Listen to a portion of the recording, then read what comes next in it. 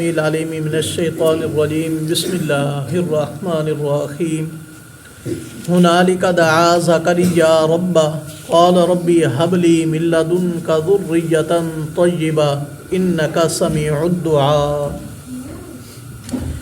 جب حضرت زکریا علیہ السلام نے دیکھا کہ مریم علیہ السلام کے پاس بے موسم پھل آ رہے ہیں تو وہ جو چپکے اللہ کے حضور دعا مانگ رہے تھے، پھر جوش آیا کہ پروردگار جو مریم کو بے موسم پھل دے سکتا ہے تو مجھے بڑھاپے میں اولاد بھی دے سکتا ہے۔ ایک تو بات یہ سمجھ لیں کہ کرامات برحق ہیں۔ اللہ تعالیٰ کے نیک بندوں کے اوپر اللہ تعالیٰ خصوصی انعامات کرتے رہتے ہیں، پیغمبروں کو معجزات ملتے ہیں۔ اب اگر کوئی نیک بندہ ہے تو اللہ کریم اس کے اوپر کوئی خصوصی کرم رحمت کرتے ہیں، اسے کوئی کرامت ملتی ہے تو وہ اللہ تعالیٰ کا شکر ادا کرے، وہ اس کا لوگوں کے پاس اعلان نہ کرے، کیونکہ ہو سکتا ہے لوگ جھٹلائیں، لوگ تصدیق کریں، اور عوام کے لیے یہ لازم بھی نہیں ہے کہ اس کی کرامتوں کے اوپر کیا لائے، ایمان لے آئے۔ تو کرامات برحق ہیں، اور پیغمبروں کو اللہ تعالیٰ کیا دیتے ہیں، معجزات دیتے ہیں۔ تو حضرت زکریا علیہ السلام نے ادھر ہی کھڑے ہو کر اپنے رب سے دعا مانگی، قال ربی ہب لی من لدنک ذریۃ طیبہ۔ عرض کرنے لگے، اے میرے پروردگار، عطا کر تو مجھے من لدنک اپنے پاس سے ذریۃ طیبہ، پاکیزہ اولاد۔ ایک تو پہلے میں عرض کر چکا ہوں کہ جتنے اللہ کے نیک بندے ہیں، اللہ کے پیغمبر ہو گزرے، قرآن پاک میں ان کی دعا کہاں سے شروع ہوتی ہے، یا ربنا سے یا ربی سے۔ معلوم ہوا یہ انداز بڑا پیارا ہے۔ اس طرح یا ربی کہہ کر ربنا کہنے سے دعا کی قبولیت کے چانس بڑھ جاتے ہیں۔ تو کیا کہتے ہیں کہ مجھے پاکیزہ اولاد عطا کر۔ یہ جو ہم نیری اولاد مانگتے رہتے ہیں، یا اللہ بیٹا دے یا اللہ بیٹی دے یا دونوں چیزیں دے، یہ ادھوری دعا ہے۔ جو مکمل دعا ہے وہ یہ ہے کہ اللہ پاکیزہ دے، بیٹی ہو پاکیزہ ہو، بیٹا ہو پاکیزہ ہو، یعنی ایسی اولاد دے جو تیری فرما بردار ہو اور ہماری آنکھوں کی کیا ہو، ٹھنڈک ہو۔ تو اللہ تعالیٰ ہماری اولادوں کو ہماری آنکھوں کی ٹھنڈک بنائے۔ جن کے ہاں اولاد نہیں، اللہ تعالیٰ انہیں اولاد سے نواز دے۔ آگے حضرت زکریا علیہ السلام کیا کہتے ہیں، انکا سمیع الدعاء، پروردگار تجھ سے میں دعا اس لیے مانگ رہا ہوں کہ دعاؤں کا سننے والا کون ہے، تو ہے۔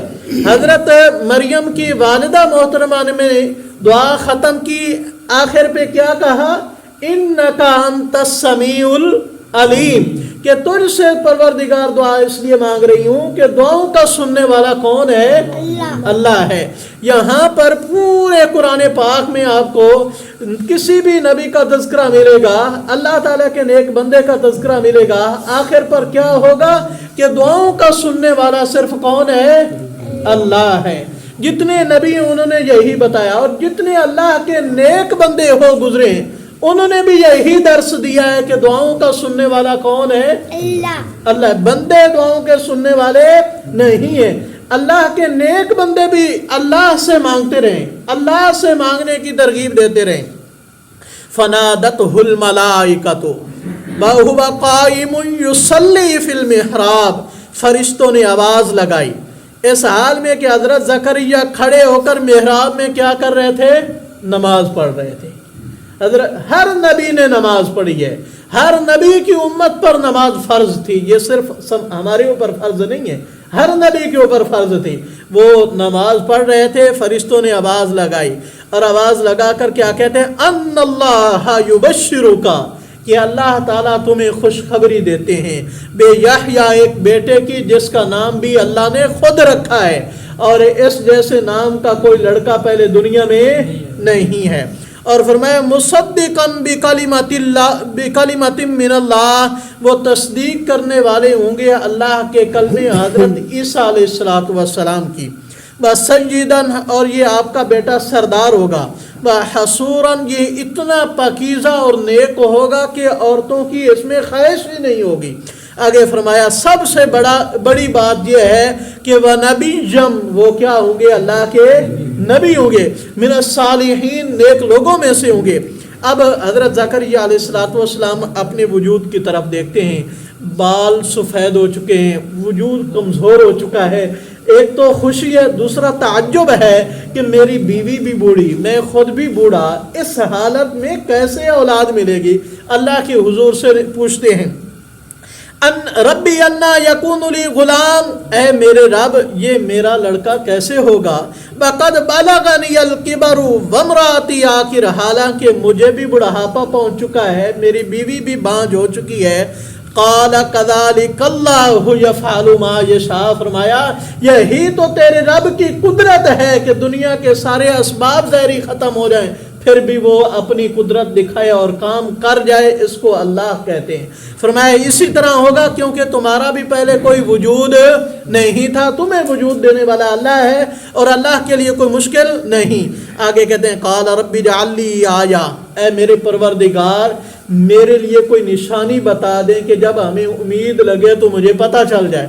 تو اللہ کریم فرماتے ہیں آیاتک اللہ تکلم الناس ثلاثۃ ایام، اس کی نشانی یہ ہے کہ تندرست ہونے کے باوجود 3 دن تک لوگوں سے بات نہیں کر سکی۔ نماز پڑھیں گے زبان چلے گی، اللہ کا ذکر کریں گے زبان چلے گی، تسبیح کریں گے زبان چلے گی، لیکن لوگوں سے بات کرتے ہوئے زبان نہیں چلے گی۔